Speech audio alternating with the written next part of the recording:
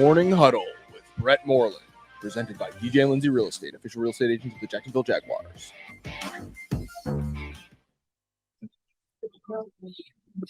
Good morning, everybody. Good morning. Happy Thursday.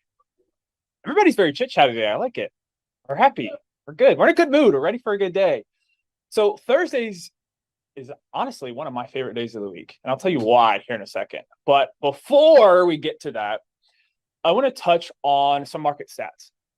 So we've been talking about the market. We know things are changing. So I want to kind of show you guys what's actually happening and what we're seeing in the marketplace, because I think you guys being on the front lines are seeing it, but I think it's really important to note that way we can have an approach when we're with all of our customers. So when it comes to pricing, right, we've seen median price pretty much skyrocket.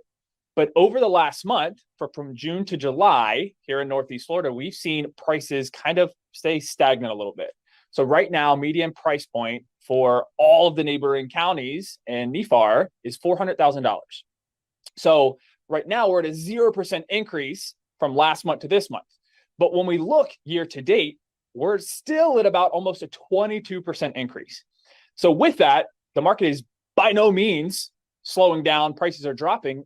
We're just kind of balancing out a little bit from all of that rapid growth. So down in Palm Beach for you guys, what we're seeing is average price point right now is $600,000 in Palm Beach County. Crazy, right? But it's actually dropped a little bit from last month where it was $620,000. So we're like at a 3 to 4% decrease. But I think a lot of this has to do with what I'm going to talk about next, which is inventory, right? Inventory drives a lot of things. So I think this is where it kind of all comes full circle. And I'll kind of tell you why here in a second. So inventory this month, as of July, because it's always in arrears, we went from 1.8 on the inventory scale to 2.6. So it's about a 47% increase, right? And you guys are seeing that. There's more inventory, there's more options, which also has to do with pricing, right? We're seeing some homes sit on the market a little bit longer. We're seeing some reductions, but it's really because a lot of people are still reaching when it comes to price, right? We know they're reaching because there's a lot of sellers out there that are like, oh crap, guess what I better do? Put my house on the market now because I may have missed being able to sell for top dollar. So that's what we're seeing. And in Palm Beach, we're seeing a very similar picture. They have, last month, they were at 1.9% inventory. Now they're at 2.6. So we're still about a 46, 47% increase, which is good. So the reason why I talk about this, I think it's important to note with our customers, we do now have the ability to negotiate a little bit. However, I want us also to be cognizant. There's still a lot of buyers out there. We've seen lots of different situations where sometimes we can negotiate in home sale contingency. Sometimes we can negotiate in some seller concessions, but we also have to be careful because we've seen a couple different instances recently where we're doing that. We're not competing right away. So we're like, hey, let's really kind of beat them up on price a little bit. Let's get some concessions from the seller. And then guess what happens? Another offer surely does come in while we're negotiating, and they end up going with that one. So point being, right? Educate your customers, get them to understand, yes, we can certainly negotiate, but let's not have the mindset, we're going to start here really low. We're going to ask for everything under the sun. And, yeah, we could probably meet in the middle, because you never know when that other offer comes in, whether it's cash or even financing without contingencies and without concessions to where they're going to take it. So make sure we're doing our job to educate the customers. Yes, we want to help them. Yes, we're going to help them. Yes, we're going to do everything we can to get them the best deal.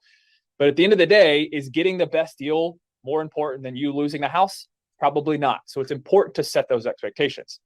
So with that, kind of how I started when I talked about Thursdays, why I like Thursdays, right?